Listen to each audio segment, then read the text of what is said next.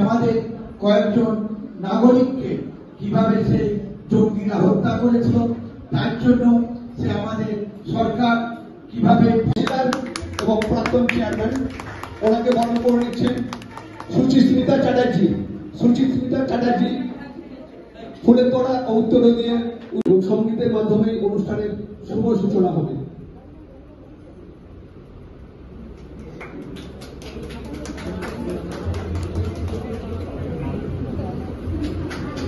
একটি ঘোষণা রাখছি, যখন রাজ্য সঙ্গীত সফল হোক, কারণ সব কচিকা চালা বসে আছে, আমি বক্তব্য রেখে আমি সময় নষ্ট করবো না। তাই সবাইকে, মঞ্চে যারা আছেন, সামনে যারা আছেন, মাইকের আওয়াজ যতদূর যাচ্ছে প্রত্যেককে শ্রদ্ধা জানাবো। আর শ্রদ্ধা জানাবো বাংলার মাননীয় মুখ্যমন্ত্রী মমতা বন্দ্যোপাধ্যায়, তিনি যাই সরকারিভাবে রবি কুমার আইএস মহাশয়। এরপর মানদান করবেন মাননীয় শ্রী স্বপন নন্দী, কাউন্সিলর 6 নম্বর ওয়ার্ড এবং প্রাক্তন চেয়ারম্যান মাননীয় শ্রী স্বপন নন্দী। এরপর আমাদের মধ্যে উপস্থিত আছেন আরামবাগ মহকুমা গ্রন্থাগারের সম্পাদক শহীদুল ইসলাম।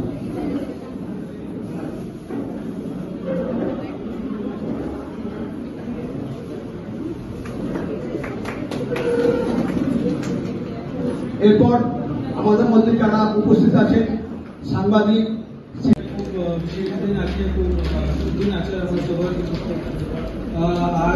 आज 25 बैशाख रवींद्रनाथ 165 जन्मदिन सारा देशेर संगे आज आरामबाग महाकुमार तथ्य सांस्कृतिक दफ्तर और आरामबाग महाकुमार ग्रंथगोर যৌথভাবে পালন করতে চলছে কবিগুরুর জন্মদিন।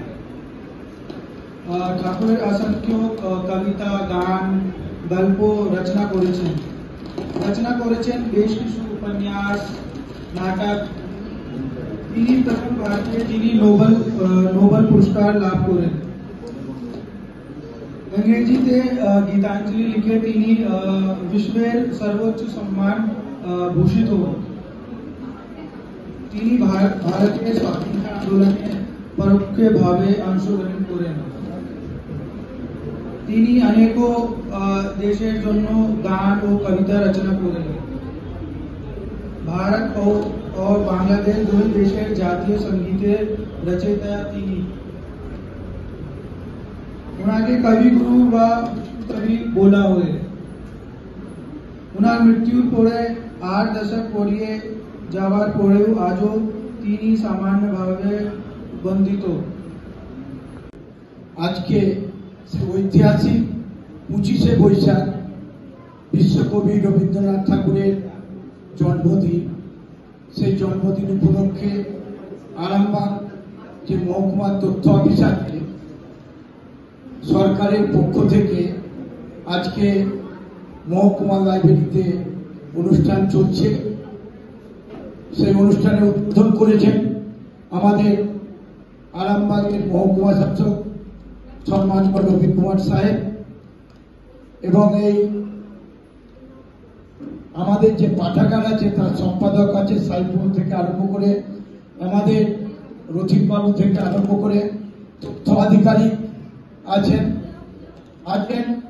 আমাদের এই যে মহকুমা লাইব্রেরির সাথে জড়িত বিভিন্ন যারা পাঠক আছেন, ছাত্রছাত্রীরা আছেন। এখানে যে একটা ক্লাস হয়, একটু আগে আধিকারিক সাহেব বলে গেছেন, গুণী মানুষ রাখছেন। আমি দেখতে পাচ্ছি যে আরামবাগের অনেক গুণী মানুষরা এখানে উপস্থিত হয়েছেন, সাংবাদিক বন্ধুরা আছেন।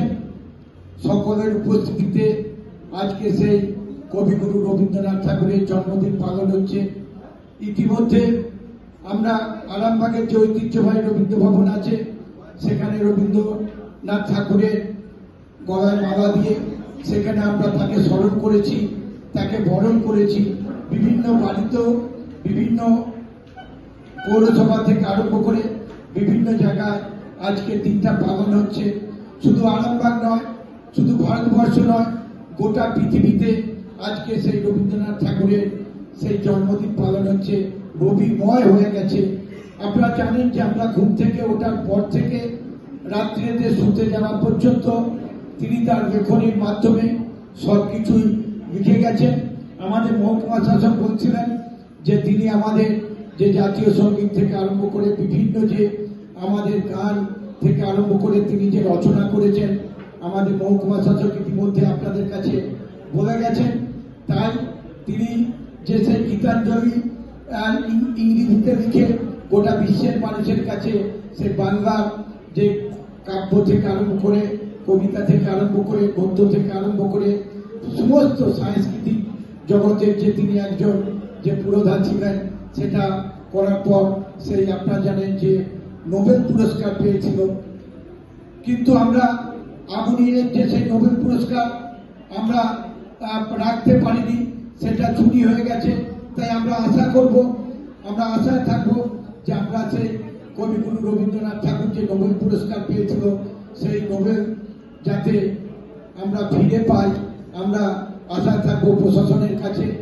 তাই আজকে যে সেই রবীন্দ্রনাথের সেই গঙ্গা জলে গঙ্গা পুজো আমাদের কচিকাচারা আছে, একটু আগে আমাদের সাংস্কৃতিক জগতেরা সেই তারা